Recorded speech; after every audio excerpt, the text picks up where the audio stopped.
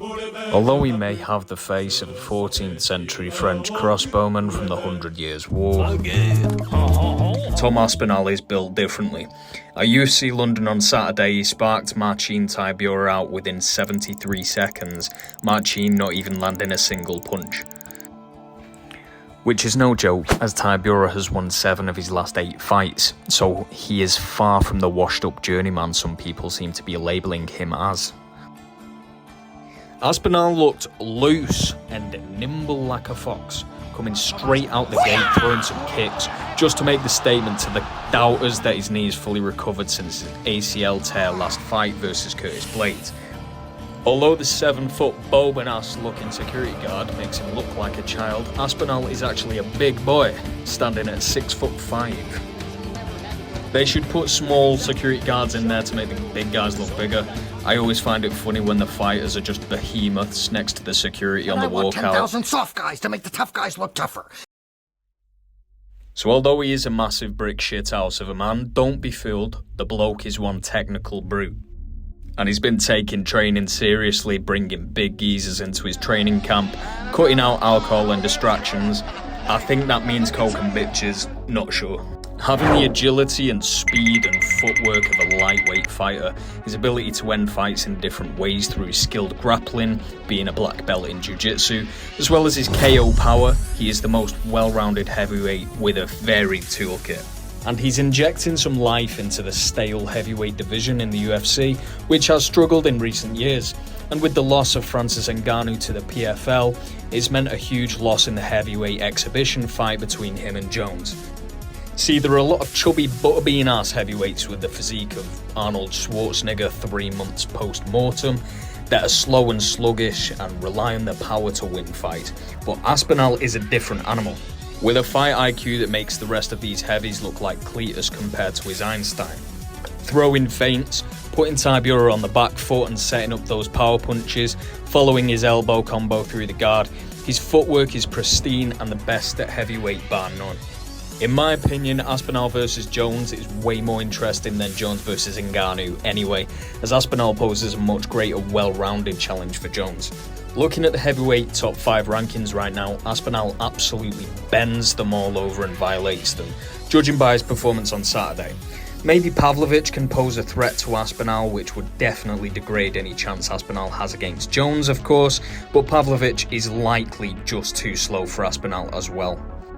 On the mic post-fight, Aspinall finally used his moment to make some call-outs, so I'm guessing Bisping defo had a word because we all know how much he hates that shit.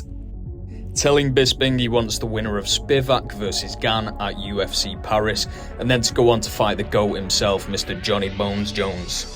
Cyril Gan responded via Twitter, saying, "Be careful what you wish for." Tom Aspinall mentioned before this fight that he didn't know if Jones knew who he was. Well, if he didn't already know, now he does. Jones responding via Twitter saying this. Shitting his trunks, mate.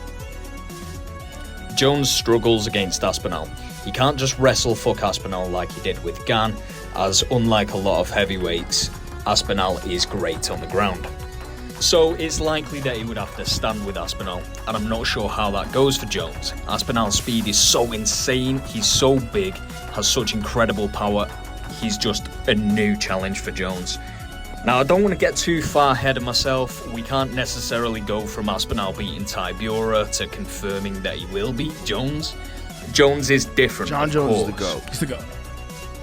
Maybe Jones can stand with him and even KO him. His kick game and management of distance are of course god tier. But I think Tommy Boy may just pose the greatest threat to Jones. There's always a bigger fish, and Tom is that bigger fish, as much of an unpopular take that may be. I think there are some things Aspinall would need to focus on before that fight, as Jones would likely take full advantage of his lack of defence at times. He keeps his chin high when coming in on the strike, leaving himself open for Jones to throw a hook over the flurry when he comes in.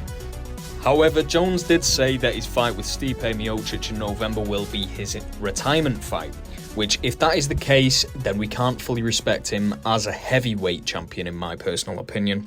He would need to defend a couple more times at least. So will he stick around, grab his bollocks and show us he is to be respected as a heavyweight champion and fight Tom Aspinall, or will he do what is probably the wise thing and run away after the Stipe fight, just like he did with that pregnant lady in the car crash. I'm leaning towards the latter, to be honest. I think he will retire after his bout with Stipe, but hopefully Dana can stop spending 100k on trainers or sneakers for you Yanks and pull his hands out of his pockets and offer Jones some big cash to stick around and defend against Aspinall, should he beat the winner of Gan and Spivak, that is. So Tom Aspinall, without a shadow of a doubt, is spurring on the renaissance of the heavyweight division, and I believe the time is coming for the torch to be passed down. Aspinall being only 30, he has a lot of room to improve, and likely he's not even in his prime yet. And he finally brings a new challenge to the division and raises the bar.